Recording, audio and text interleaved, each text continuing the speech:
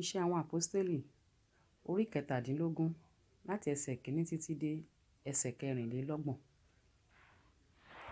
Nígbà tí wọ́n sì ti kọjá Amfipoli àti Apollonia, wọ́n wá sí Tẹsalóníkà níbi tí sínágọ́gù àwọn Júù wà.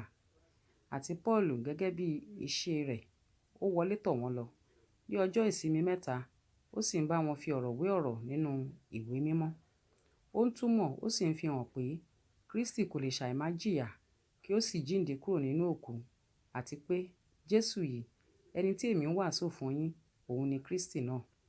A sì yí nínú wọn lọ́kàn padà, wọ́n sì darapọ̀ mọ́ Paulu òun Sílà, àti nínú àwọn olùfọkànsìn Hélénì ọ̀pọ̀ púpọ̀, àti nínú àwọn obìnrin ọlọ́lá kì í ṣe díẹ̀. Ṣùgbọ́n àwọn Júù jowú, wọ́n sì fa àwọn jàgídíjàgan nínú àwọn ìjàjẹ ènìyàn mọ́ra. Wọ́n gbá ẹgbẹ́ jọ, wọ́n sì ń ru ìlú. Wọ́n sì kọlu ilé Jásónì, wọ́n fẹ́ mú wọn jáde tọ àwọn ènìyàn wá. Nígbà tí wọn kò sì rí wọn, wọ́n wọ Jásónì àti àwọn arákùnrin kan tọ àwọn olórí ìlú lọ. Wọ́n kígbe pé àwọn wọ̀nyí tí ó ti yí ayé po wá sí ìhín pẹ̀lú. Àwọn ẹni tí Jásónì gbà sí ọ̀dọ̀, gbogbo àwọn wọ̀nyí ni ó sì ń hùwà lòdì sí àṣẹ Késárì, wípé ọba mìíràn kan wá, Jésù. Àwọn ènìyàn àti àwọn olórí ìlú kò ní ìbàlẹ̀ àyà nígbà tí wọ́n gbọ́ nǹkan wọ̀nyí. Nígbà tí wọ́n sì gba ògo lọ́wọ́ Jásónì àti àwọn ìyókù, wọ́n jọ̀wọ́ lọ. Lọ́gán, àwọn arákùnrin sì rán Paulu òun Sílà lọ sí Béréà ní òru. Nígbà tí wọ́n sì dé ibẹ̀, wọ́n wọ inú sínágọ́gù àwọn Júù lọ. Àwọn wọ̀nyí sì ní ìyìn ju àwọn ti Tẹsalóníkà lọ, ní ti pé wọ́n fi tọkàntọkàn gba ọ̀rọ̀ náà, wọ́n sì ń wá inú ìwé mímọ́ lójoojúmọ́ bí nǹkan wọ̀nyí rí bẹ́ẹ̀. Nítorí náà, púpọ̀ nínú wọn gbàgbọ́, àti nínú àwọn obìnrin Hélénì ọlọ́lá àti nínú àwọn ọkùnrin kì í ṣe díẹ̀.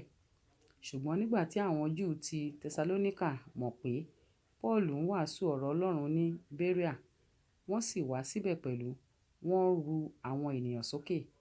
Nígbà náà ni àwọn arákùnrin rán Paulu jáde lọ́gán láti lọ títí dé òkun, ṣùgbọ́n Sílà òun Tímótèù dúró síbẹ̀.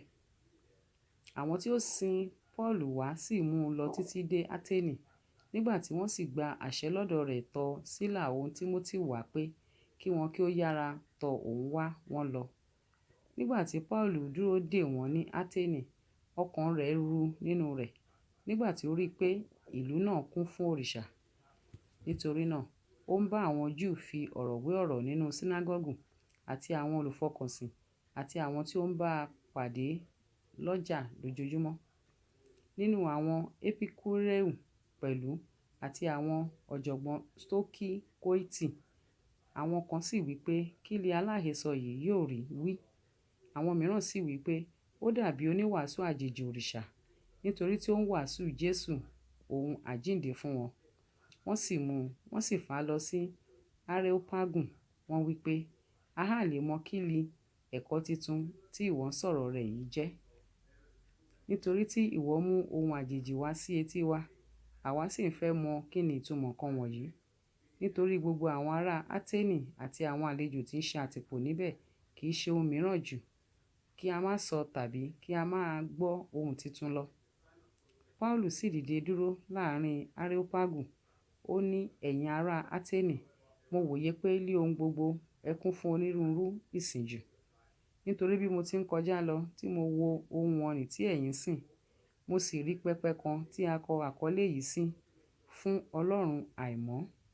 Ǹjẹ́ ẹni tí ẹ̀yin sìn lí àìmọ́, òun náà ni èmi ń sọ fún yín.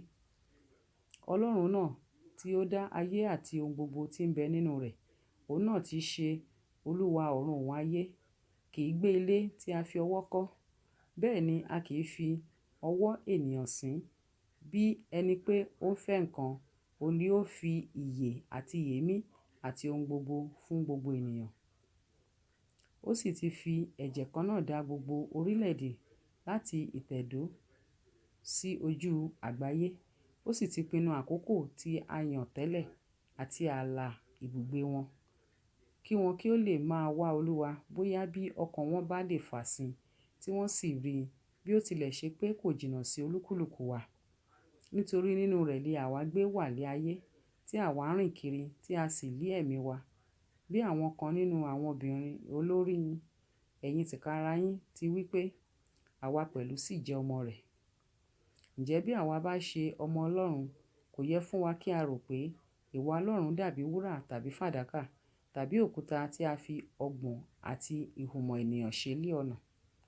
Pẹ̀lúpẹ̀lú ìgbà àìmọ̀ yìí li Ọlọ́run ti fojú fò dá. Ṣùgbọ́n nísinsìnyí ó pàṣẹ fún gbogbo ènìyàn níbi gbogbo láti ronúpìwàdà.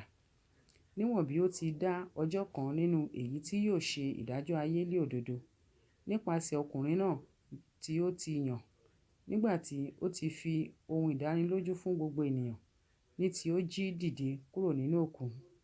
Nígbà tí wọ́n ti gbọ́ ti àjíǹde òkú, àwọn mìíràn ṣẹ̀fẹ̀, ṣùgbọ́n àwọn mìíràn wí pé àwa ó tún nǹkan yìí gbọ́ lé ẹnu rẹ̀.